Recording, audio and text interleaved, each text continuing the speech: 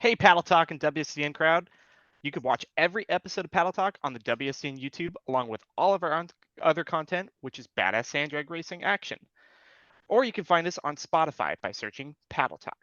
Don't forget to check out our Instagram, Facebook, and TikTok pages for more sand drag racing content. You can also check out our website at worldsandragnews.com for a list of our world records, schedule of events, past information on races, and much, much more. Don't forget, buy our sponsor stuff. All right, folks. Billy is in the meeting for this podcast, but he may or may not be joining us, just depending on how long he's on a phone call. So I'm going to be kind of running the show a little bit here.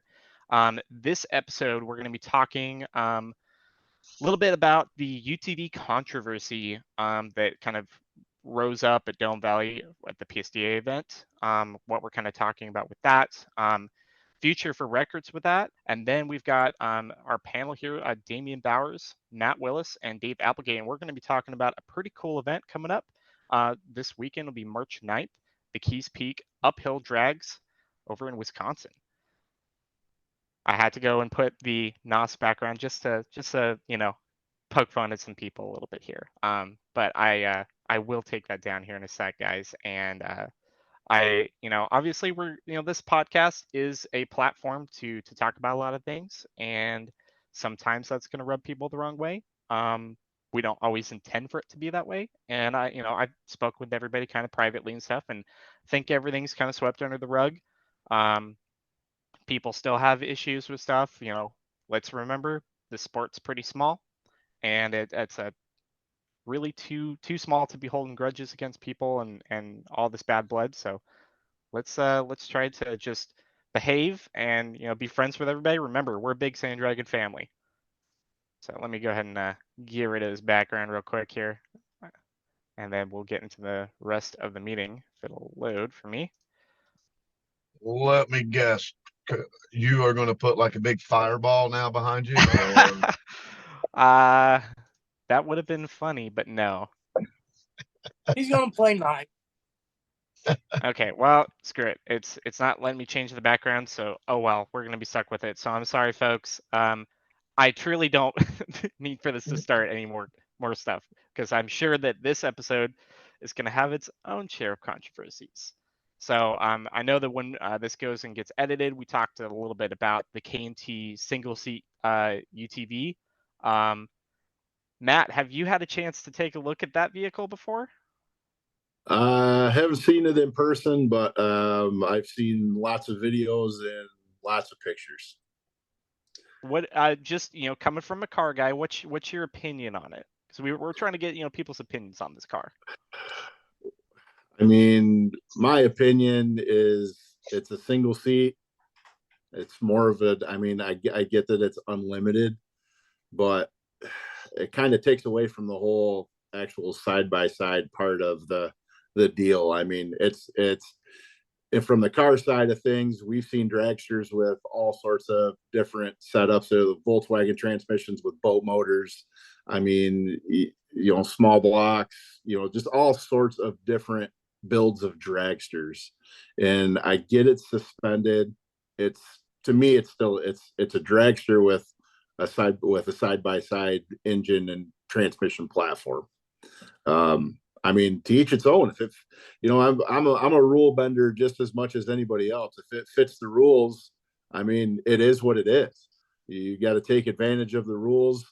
And even our event up there in the snow, those guys, they love to bend the rules. I mean, I've learned a lot in the past 5 years of just being part of the tech and dealing with everything up there on how people can bend rules and change the wording around to make it benefit them.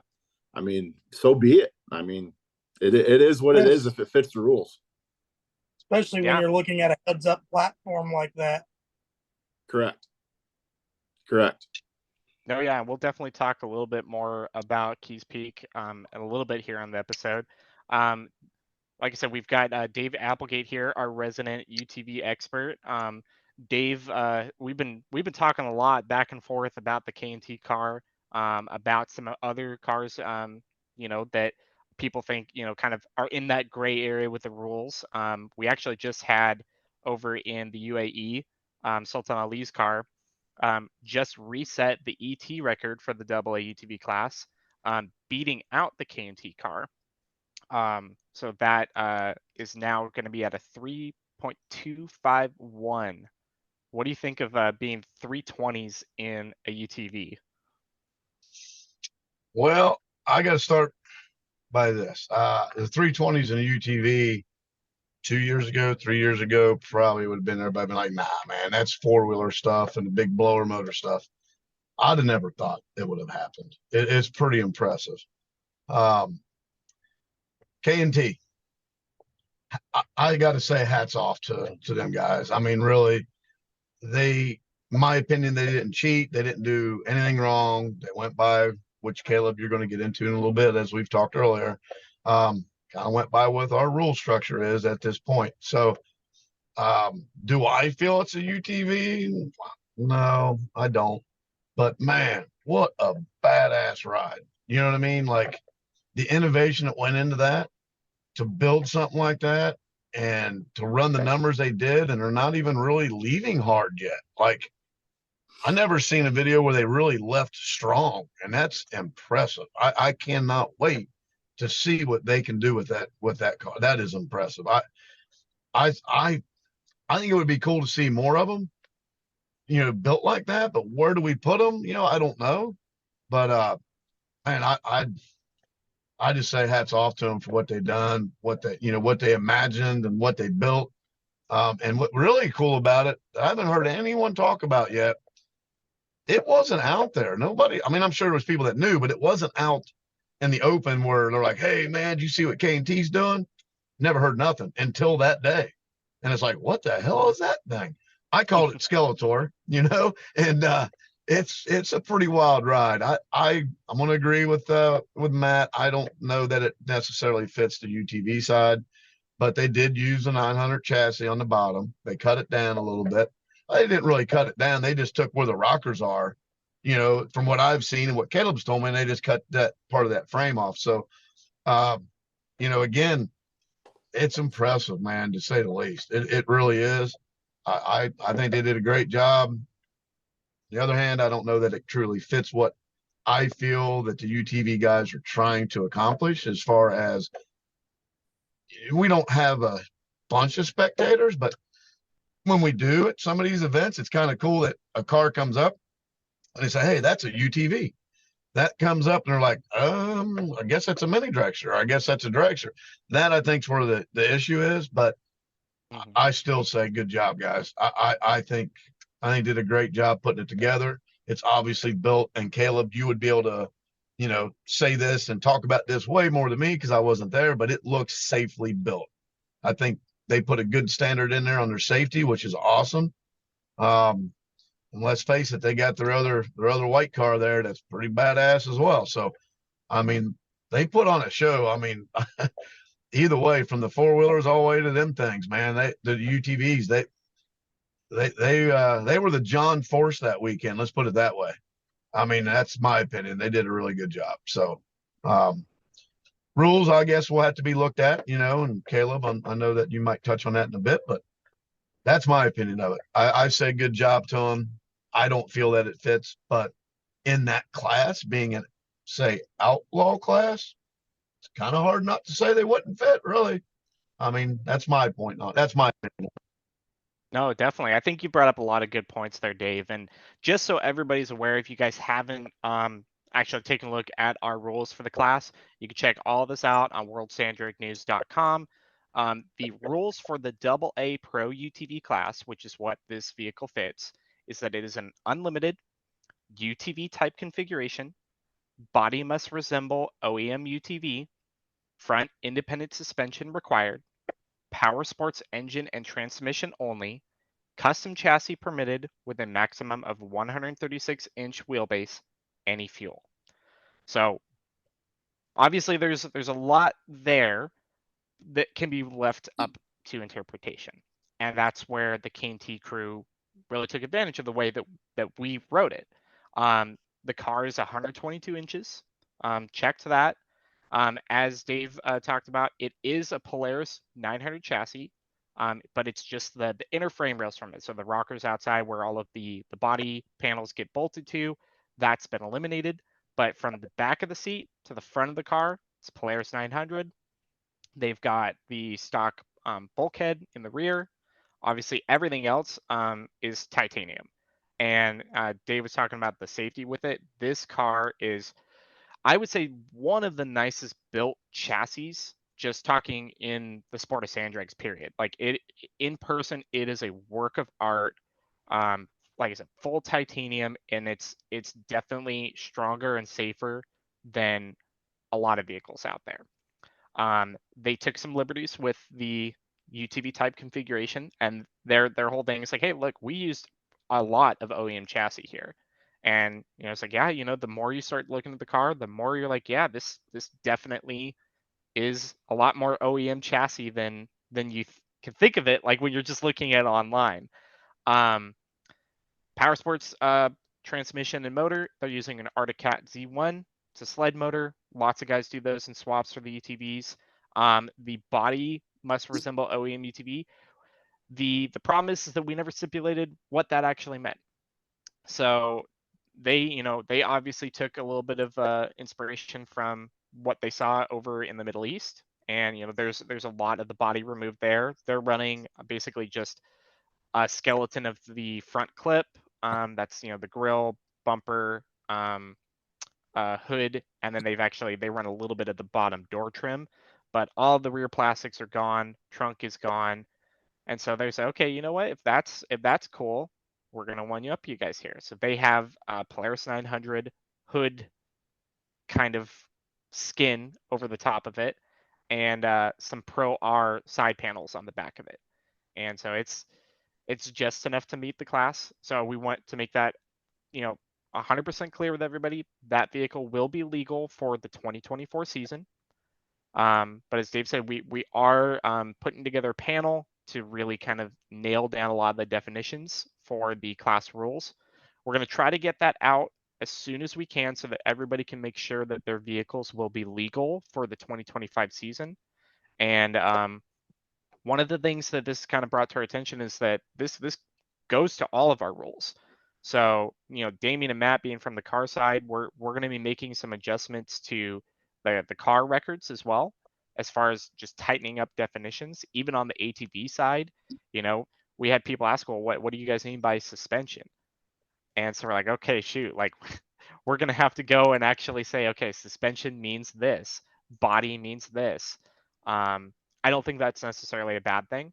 And drag racers, as Matt was saying, they love to go and skirt the rules and kind of find little loopholes and bend the definition their way when it comes to records. And the K&T crew, they didn't do anything wrong with it. So I hope you guys, that are listening to the podcast, you aren't going and attacking them. You're not saying that we don't know what we're doing. We laid the rules down for this. We didn't really anticipate a vehicle like this was going to come out, but it did, and we'll make adjustments. And as Dave said, like they've been running some crazy numbers, and they haven't left hard. And it's been cool because really that's only the second event that we've seen bar car UTVs out. We had other teams out there as well, and it's pretty cool to see how quick these things have gotten in just a couple times out. And I can guarantee you guys, 3 teens, 3 O's, maybe even 2 9s are not that far away. Damian, what do you think about this? I'm loving the changes of seeing how the UTV world is starting to really expand on their performances and all this. One big thing that, and Dave hinted at this, and you really haven't mentioned it, as like Dave called it, Skeletor, it claimed another record in there too. It's claimed the mini dragster ETM mile per hour record, which at the current time Andy Villemier's had for the longest time. And so that's going to be a large change too, because with such a narrow cage, our rules state for the mini drags are 130-inch wheelbase, power sports engine and drive line with a maximum of a 37-inch wide cage? 35. 35-inch. But still, obviously, that car is well within those margins. It is, and But that that brings up like we may be tightening up some other rules, but just to make sure that we're keeping the vehicle classifications as separate as we can. Obviously, there's going to be some vehicles that are going to kind of meet the requirements for a few different records. We've seen that a lot with the pro mod or sport mod classes where they meet the 4-wheel drive records, they meet the new sport standard. 4-wheel drive records. you know um Even we talk about some of these alters and stuff. They you could see where a lot of overlap is, and we're going to try to eliminate some of that as we can. But I think good that this has kind of been the breaking point, and it allows us to kind of go back to the drawing board and and think about this stuff. um I, Matt, I I just added your go ahead, Dave. Sorry. I'm sorry. I thought you was done. I don't think that we need to get into what we might talk about rules, because we got other racers and other teams that we are speaking to. One thing though that I would like to mention that I have heard through the grapevine, if you will, is a concern is if you are sitting in a side by side, you have your A pillar, right? Your front roll cage, where it comes up. So you've got your firewall, if you will, even though the engine's in the back, we're going to call it firewall like it's in a pickup truck. And then you got your A pillar. On that particular setup, it looks to me that those are gone. So did they just use the bottom part of the frame? Because that's something that I've been asked, and I don't know that answer. So if we're going to consider a UTV, I would think we would want to see that part of the frame structure there to resemble more of a, maybe not in the AA, the unlimited, but I mean, from there on down, that we need to make sure that we have that frame structure up front. That's one thing. The other thing is NASCAR, NHRA, IHRA, USAC. Matt kind of touched on this a little bit. All these other different types of racing, I mean, guys go around those rules, and there's nothing wrong with what they did, really. They looked at the rules, they went around, they didn't go around them. They looked at the rules and said, hey, this isn't in here. This isn't in there. Years ago, real quick, years ago, up in oh my gosh, it was early 2000s. There was a drag team that was going out running the big money bracket racers. They went to Edgewater, Killcare, Columbus, Indy, and it was this big circuit. Well, this team put a wheel speed sensor in the right front wheel. There was no rule against it. Well, the wheel speed sensor was telling them through a little computer box of their ET and what they were running, and they won everywhere they went, and they got caught because their RPM, their TAC, would show 5,000 all the time. Even when they were leaving the line, and one of the starter guys at Norwalk, believe it or not, found it, noticed it, and they checked their car and found out they had run a wheel speed sensor to the right front wheel. And they were watching as they go down the track, they would see it do this. So there's probably things out there that's happening we don't even know about yet. You know what I mean?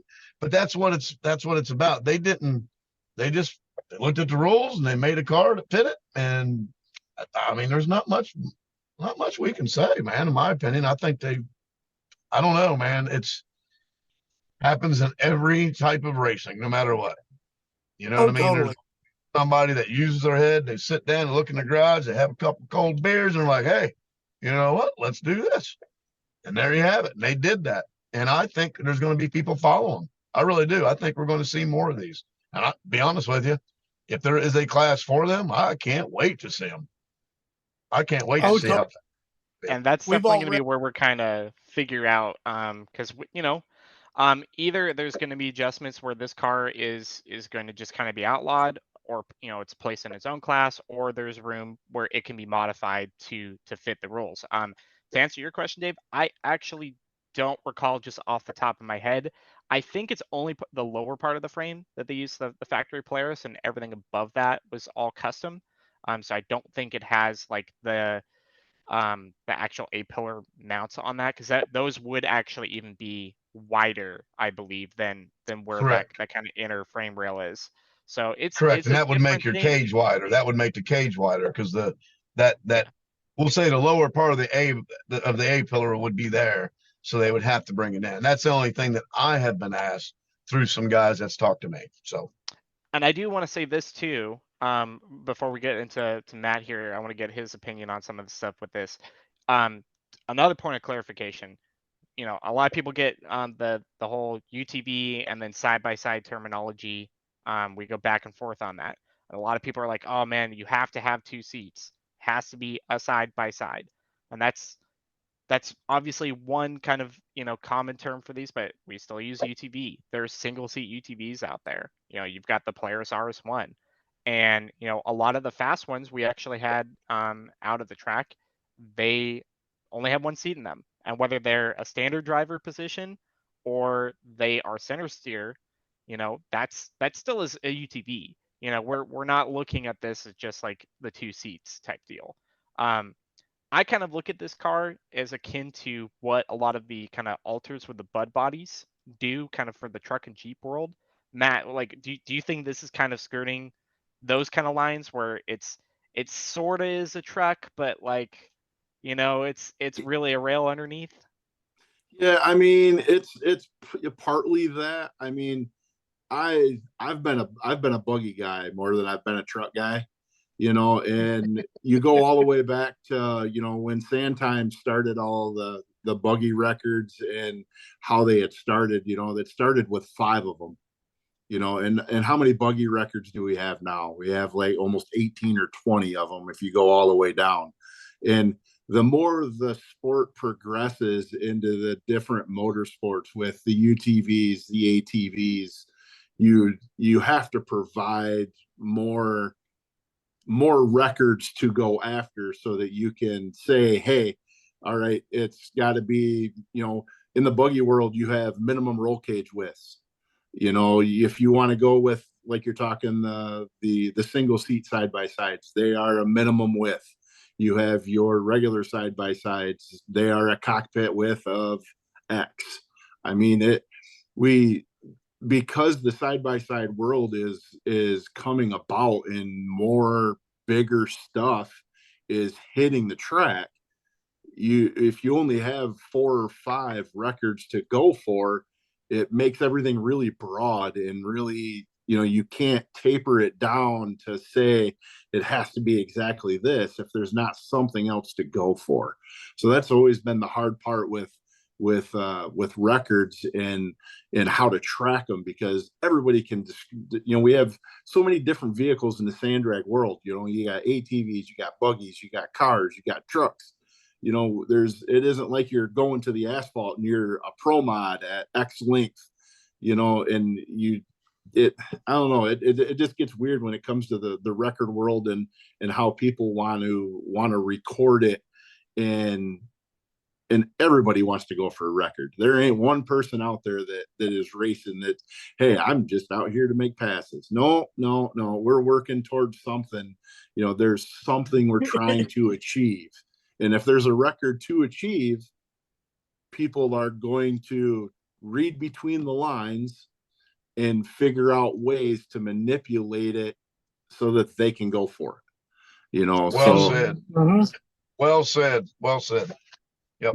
It's really hard. I mean, I've been chasing, we've been chasing records, ever since we had a 2.3, a 2.3 Ford buggy that was 2-seat, just play toy. I mean, we've been chasing those records. I've been racing since I was 18. I've been doing this almost 25 years, and it's like you constantly, there's always something to go for. Otherwise, what's the point of racing if you're not trying to work towards something? Oh, totally. It's like with what I'm doing, my Jeep, it fits under the C Sport Modified, which is the under so many cubic inch power adder. I'm having to race against a car that just ran a 340 in Puerto Rico for a record, but that's not where my goal lies. It lies down at Gravelrama, where I've been trying for years to become competitive, and now I'm right on that edge, and it seems to be where we're finally getting that potential. Yeah, and I think that a lot of good points about like the record chasing, because um the sand world is very different than the pavement world, and so we definitely have our work cut out against us as far as trying to figure out, okay, what type of vehicles do we want to hold records for? What type of engine combinations do we want to go with? Suspended, unsuspended, all sorts of different things with that, and you know there's obviously room to grow for records. We're not going to go and make a class like a lot of these. This happens in the pavement world too, right? You got all the micro records. You got the fastest northeastern fox bodied single turbocharged, whatever green car out there. Car, Bud Body Jeep. And we don't want to go quite that granular with it. I know the Grams were kind of starting something. They were saying, hey, I think we have the fastest beam car out there, and we're like, oh no, here we go. We're gonna go down this. I said, okay, we're gonna go the fastest candy apple red Playmate cooler in the passenger seat, 3 soda cans, with a Torco sticker on the lid. Open face helmet. We don't want to go Oh down God, I that think path. I got that. I think that Neil probably has that. Well, I'm gonna agree with Matt, man. The side by side UTV side is growing really, really quick, and we are going to see a lot of really neat stuff come out. Really cool Really, stuff. if we were to expand the side by side records, the next big thing I could look into saying, I would say, would be 4-wheel drive. How fast can we get these to be with the 4-wheel drive in them stuff? On the Oh, yeah, UTVs, for sure. Oh yeah, because that's a lot of you'll weight be added. surprised how many of them. You'll be surprised how many of them out there still run 4-wheel drive and are running pretty damn fast. Oh, I understand that, but you look at our records above the classes that require the stock powertrain. There's not many that are 4-wheel drive anymore. They removed that as the goal to get lighter. Yeah, but yeah, again, that's a record to chase. There's no reason to chase it, so why have it on there and make the equipment heavier? They can go faster to get another record being lighter. Oh, totally. and I am. But Well, that's where I would see expand. If we expand in the future, that'd be where I would look into it, like we did with Sport Modified. Well, not to mention too that we see this in Sport Modified as well, between the 2-wheel and 4-wheel drive versions. There's people that hold records in both. So as Dave was saying, like there's some people still run a 4-wheel drive if it came factory with the UTV that are running really quick numbers. So who knows? I mean, we're not going to say anything nailed down today what the future of the UTV records will be, but changes are coming. I will say one thing: if you guys are out there, you're seeing, the K&T car. If you're now starting to look at whatever class you're trying to shoot for the records for, please do us a favor. Don't go and try to get through those loopholes this season. We really want to try to keep these things looking like side by sides, acting like side by sides, and the 2025 rule package. I know it's only March right now, but 2025 we're going to correct back more towards that side. So if you're looking at CUTV and you're like, oh, nothing said that I couldn't build a rail just like K&T, please just hold off on that. We don't want to make anybody go out there and put a whole bunch of money into a build and then realize that now they're gonna have to spend a whole bunch more money getting it back legal for the 2025 season. Another reason we're gonna try to get those rules set up as quickly as we can. But at the same time, K&T, what they have in the unlimited is there. I mean, if somebody, am I right, Kayla? If somebody out there says, hey man, we can do this, and they build something similar, you can't tell them no. You know what I mean? You really can't tell them no. You're right. The good thing, here's what I will say, just to anybody that's looking at this and be like, oh, that's clearly an advantage. So this was the first race that we saw 3 different AA UTV cars at the same track. We had the D&M car, and they had a whole new suspended wheelie bar system that they were kind of fighting with. They went out and ran like a mid to high 30, I think, 340. Dave. 340. 340, I believe. Yeah. Okay, so Yeah. that was their best time with that car. And Yeah. that was, I believe, wheels up the whole way down the track too. So they did not cross the Yes. finish line with the front end down. So there's a lot left in that car. We had obviously the K&T car out there. Started run 30s, went down as low as 25. We also had the K&T Performance Mamba racing car, and that one is another one like the D&M car where it looks much more like what we typically think of with a side by side. They went out there and actually, as far as the quickest backed up passes legal for the AA UTV class, they went out there and ran a 3:32.0. So, and that was their first time out with that car on a track like this with the wheelie bar. So I Caleb, would is that the say first time? I'm sorry, Caleb. Is that the first time you've seen Mama's car? in person, yes. I've seen Is that pictures of it not online.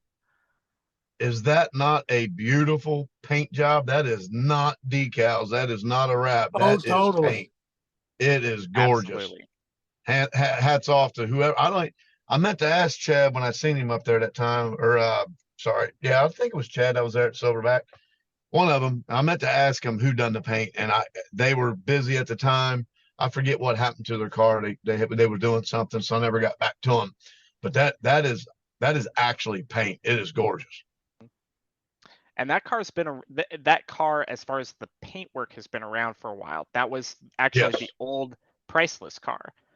Jason Price was actually out at the Dome Valley event with a new car, and he actually went out and won the Open UTV class with that vehicle.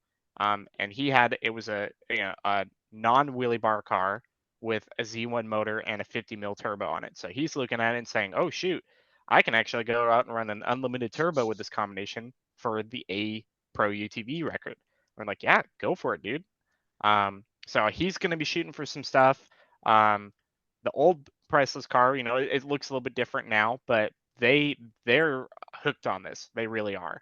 And a lot of Hannity comes from the snowmobile world, and you know, obviously, I think there's a lot of crossover between the snowmobile and UTV side. Lots of different shops have done that. When you're talking about belt slipper stuff, like it's natural. So I think before that's back to the point. I think that the more traditional style UTVs are only going to get quicker. I don't see right now a clear advantage to the narrower cage car, because that does still have a wide track width on the vehicle, because they're still using basically the same geometry with the A arms and everything. Oh, totally. And Definitely impressive. Definitely impressive. So it shows the popularity of this class that there were at that event 4 cars running 40s to 20s side by sides. And then you just look, it's a worldwide thing with, like we said, Sultan Ali over in the Middle East taking the ET record. They've got 3 cars over there in what we consider the AA ranks, going back and forth with us here in the States for that record, with Jaden, with Penoyer, with all these Whalen speed teams and so on. Definitely, and that's what I think is cool, and it's awesome to see those kind of like the country rivalries and stuff with this too. I think that's an extra drive that a lot of these guys are getting. Obviously it's one thing when you're in the States and looking at different, East Coast, West Coast, but I think when you start getting whole countries involved, the competition just gets a little bit higher. We're going to go ahead and move in the next segment. We're actually going to go into our sponsor shout out to Lone Star Graphics. Lone Star Graphics is out there at all these races. They have a couple of photographers going out there. They take your shots and then can immediately at the track transform those shots into some awesome different merchandise. They've got sublimated t-shirts, canvas bags, ceramic mugs, all sorts of different prints, metal prints, wooden prints, paper prints, and then obviously digital files for all of those. Don't forget to go check them out. They've got photos dating all the way back to their inception in 2006. Check them out at lonestargraphics.info. Once again, that's lonestargraphics.info. Give a shout out to America's Oasis. They got plenty of ways to stay. America's Oasis in Winoka, Oklahoma. Go stay with them. They provide a variety of ways to stay near Little Sahara State Park. Choose from a daily, weekly, monthly, or annual reservation in one of their cabins, barns, or RV spaces, or primitive camping. Only intending for the day. They also offer daily parking and event passes. They have many different ways to play. Take your pick from a variety of on-site amenities, from fun recreation to everyday conveniences and planned activities, or explore the local area and find a variety of ways to adventure off-site. So visit americasoasis.com. Book your reservation today. That's americasoasis.com. America's Oasis, located in Winoka, Oklahoma. It's an awesome place to go to. They helped Caleb get to Sand Wars. Shout out America's Oasis. Once again, americasoasis.com. Book your reservation if you're ever going to the dunes at Little Sahara State Park. Drop my mouse.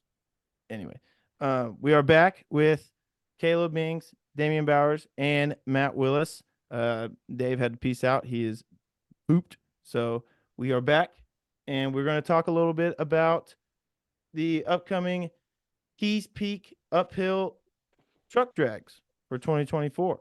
And Matt Willis, can you just kind of explain to us kind of like the lineup you guys got going on for this race here? Let's also have Matt introduce himself, because I forgot to do that at the top of the episode. Go ahead, Matt.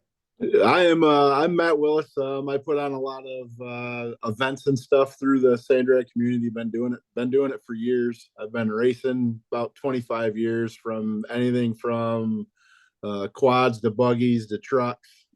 I've pretty much seen it all. We've played with blower motors, played with Volkswagens, played with Fords. We've done it all. This Saturday, Keys Peak snow climb. It's in Florence, Wisconsin. It's at a community ski hill that is owned by the township. This event is fully put on by volunteers. It's a benefit deal that helps pay back, not pay back, but to make revenue for the Florence Fire Department, the Keys Peak ski hill, also Blue Ox Snowmobile Club. They do a lot of the grading and stuff up there, so this is a big benefit for them. Basically, everything that is brought in via our entries to race, spectators, the concessions, the beer, everything goes back to the community. The money that we generate to pay the racers is 15 grand, broke up between 6 different classes. Wow. That money is actually raised by the township and by Ray Mills himself. Ray is a resident there of Florence. He first came to one of our truck races at the Shush Mountain Snow Challenge, which is no longer in existence, went on for a lot of years. He came over, had a great time there, said, hey, why can't we do this at home? So he put in the work. He got the money generated to make the purses, and we all followed. It's been a great time. We've been doing it since 19. It's a one-day event.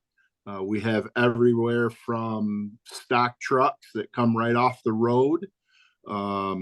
We have basically six classes. You got your stock class, and then we do another stockish class, which allows headers and engine mods and engine changes, stuff of that. A class that we created here in the last year called Street Open.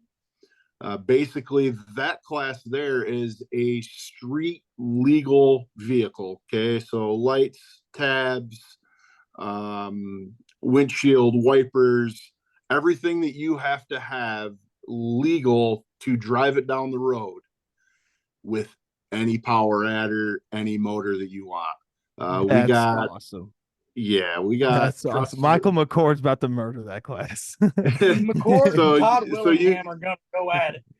So you have McCord with the white Buffalo. You got Barrett with his big single turbo LS. Vanderwall has a 70 Blazer with a 632 on 2 kits. Todd Willingham's building a big square with a big single kit mountain motor in it. Makes Cam- that truck look small. Yeah, Cam Boyd, Cam is one of the, Cam and I got together and we wanted to do kind of like a drag and drive type class. I started it last year for Greenlight. We went on, we actually took these trucks on a 40-mile cruise and then came back and they raced. It was kind of a deal. Go ahead. What was that? Now, in that class, are they allowed to change the tires to something other than Yeah, DOTs or pull exhaust? They can put cuts on. They can put paddles on. Stuff of that sort. For the so snow, basically- because of salty roads, we can't do the cruise. So I kind of got to be the guy that's sticking the thorn in everybody and making sure they're it's as got to be legal as. played? Yeah, we talked about the rule bending earlier. I mean, these guys are the cream of the crop of bending the rules here. But that street open class is a really big class we're trying to build. And then you have your E&F cars, which is open cut tire and then open any tire. Power adders. Isn't there a naturally aspirated any tire class or? Yep, we pulled that one. That was kind of a old shush class that was a really big class and was fun, called any tire. No power adder. You can run whatever tire you want.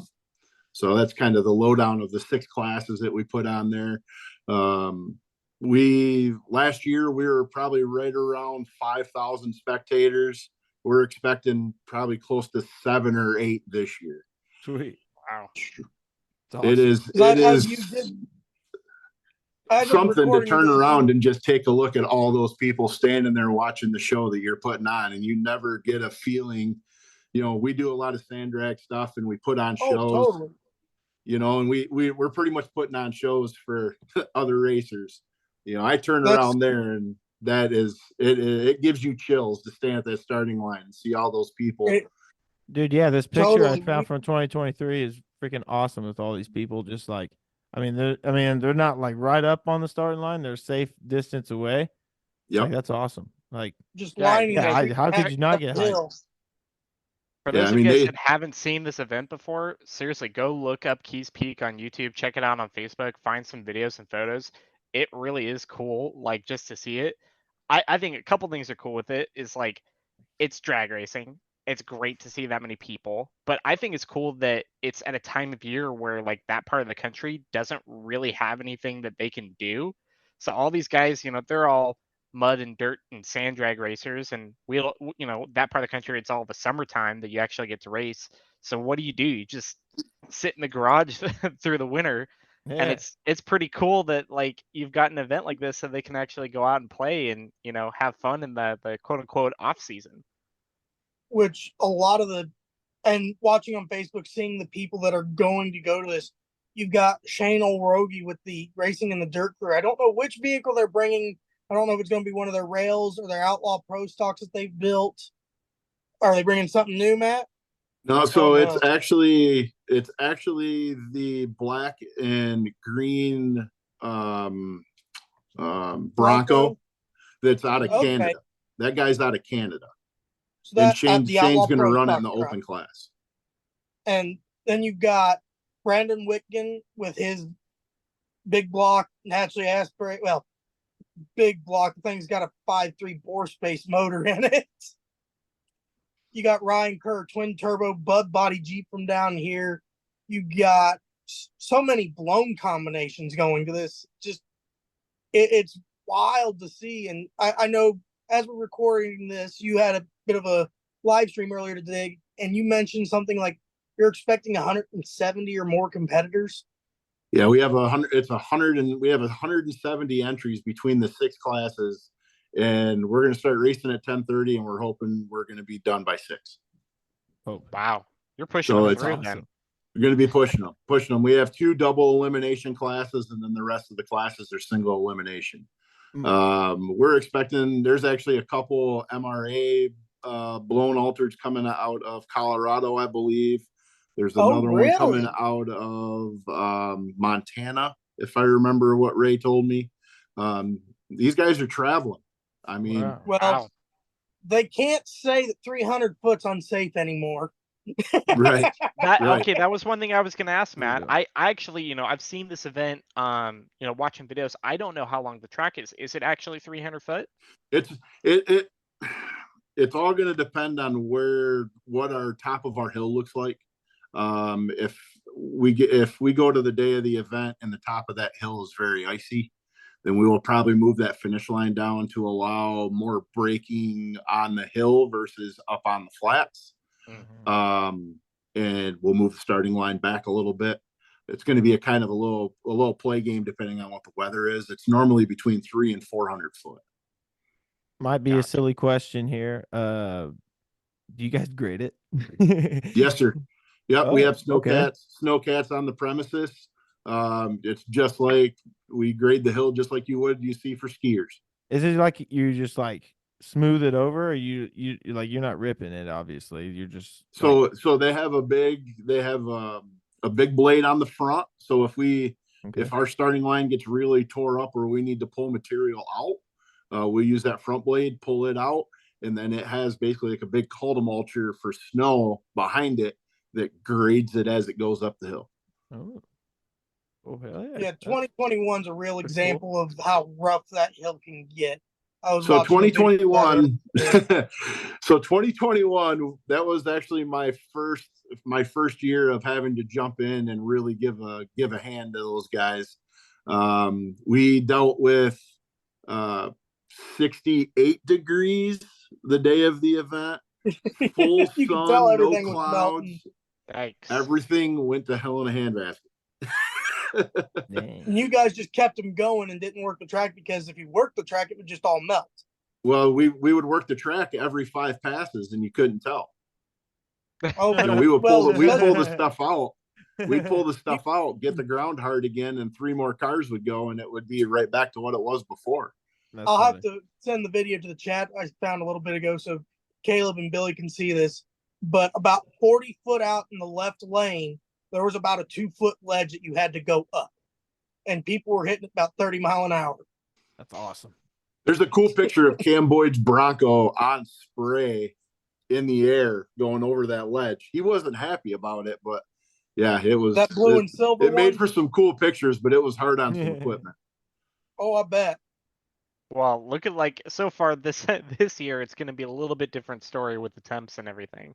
Yeah, they were saying anywhere between 6 to 8 foot of snow. The weather for Saturday, they're in the low to mid 40s all for highs all week this week. And Saturday we're supposed to be a high of 36, partly sunny. It's going to be a great day for racing. The hill's going to stay together, and yeah, it's going to be a great day for racing. There's going to be some fast stuff. How hard is it to race in those colder temperatures than what you're normally used to at like West Michigan and Brookville, Cleves, and stuff like that? Well, obviously you've never been to Cleves in the fall. Last blast is about. I've been to Cleves and there's God. snow on the ground. No, it's give it some more fuel, and Let have it a warm ball. up for a while. Yeah. I've actually It's been crazy. the last blast. That reminded me. It was cold and wet like the whole time we were there. I totally forgot about that. That's the one guarantee for Last Blast. It's going to be cold and it's going to be wet. Haven't been to a Last Blast yet that's been warm or And dry. then you have, but with some of the vehicles, like we mentioned with the old roadies, you've mentioned some blower cars coming that run the MRA, which I'm excited to see some of them try that, because I want to see them actually go and try and run 300 foot just to see what they could run, because there's some of them I feel could run top alcohol times. But Well, you also have, if you go back and you look at Todd James, Todd ran with those guys for for years, and he's got a little bit. He stepped the setup up a little bit from when he played with the MRA guys, but I mean he runs that 3.0 mark. Well, big thing is you look at that combo he's got now wouldn't even break the top 10 anymore in the open class, because there's not even maybe 2 cars in all of the MRA. If you go watch, a friend of mine, Nick Davis, has the Back Channel Productions. He's been covering the MRA races. Everything's got a screw blower. 90% of them are Hemis. They're looking like the motors that are in the Bad Frog, or well, the dragster you've been helping out with.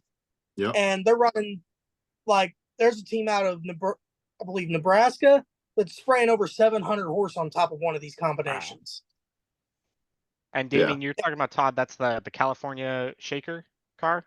Yeah. Yep. So yeah, and that's a perfect example of a a mud car coming to the sand. And yeah, it makes for an awesome top limiter car, not pushing it too hard. Runs a little on the slower side for top limiter sometimes, but it's really is interesting. I think that some of these guys from the MRA world, that their first kind of go at trying to run 300 foot is not on a flat sand track with plenty of open shutdown. They're deciding to go and do this in the snow over a hill. So the crazy part about the snow is a horsepower game. The guy with the most money doesn't win most of the time. It's the guy who has his wits under him, knows his car, knows how to make it hook up. This isn't the dirt. No, because if this isn't the dirt, you don't just hit the button, put it to the floor, and hang on. You got to drive it. If you just pound one of those big horsepower cars right off the line, the thing's going to go on the chips, going to spin the belt, and up in smoke. You got to drive it. It's going to come down to making sure you go A to B while being able to keep it under power. Correct. Yeah. It definitely seems like, from the videos I've watched, it's definitely that, like, trying to apply the power and not blow the tires away at the hit. I mean, I saw a lot of those kind of, outlaw pro stock style cars where they just mashed the gas and they spun and didn't go anywhere for, a good half a second, it seemed like. So I can totally see that is the great equalizer there. And then obviously with it being so loose, you do have to drive around it, so it makes for some exciting racing. I love watching it. Oh, for sure. I mean, back even when I first started running in the snow back in 2010, used to watch Page, old Mike Page run the snow. That guy was a wizard in the snow. Somehow he would make that 2-wheel drive Blazer go really flipping fast, and front end hanging in the air the whole way up, with the front end hanging in the air. I mean, I learned a lot by just watching him. And that snow's the equalizer. It really makes you put the whole package together. And even some of these guys from Michigan with the big Pro Charge motors and stuff like that, they've been working at it just to try and apply all that power, because the low horsepower guys, they can get traction a lot faster than the big horsepower guys. Well, this race definitely looks like it's going to be a really, really good one. And we appreciate you coming on the show to tell us about this race and promote it. They will have a live feed, which will be posted on Facebook. It'll be on my page as soon as they get it posted. So yeah, I'll get it posted. We'll make sure to share that to the World Sand Drag News page as well. So any of you guys out there listening to this podcast, this episode should come out on Thursday. So if you guys hear it and want to go check it out, make sure you're following World Sand Drag News as well. We'll make sure we share everything from you, Matt. And super cool event. You can find the live feed, if we don't share it fast enough, on Keys Peak Uphill Truck Drags 2024 live stream Facebook group. So if you just search for Keys Peak Uphill Truck Drags 2024 live stream, you'll find the group. And I also put a picture of it right here, right now. So there you go. You got it right there. Well, Matt, thank you for coming on, talking with us. We surely do appreciate it. On behalf of Caleb Mings and Damian Bowers and myself. This is the end of Paddle Talk, episode 9. 9 episodes. We're already 9 episodes in. It's crazy. All tens of listeners we got. All 10. That's right. Maybe next week we'll get 20. You never know. So thanks once again. We'll see you next week for episode 10.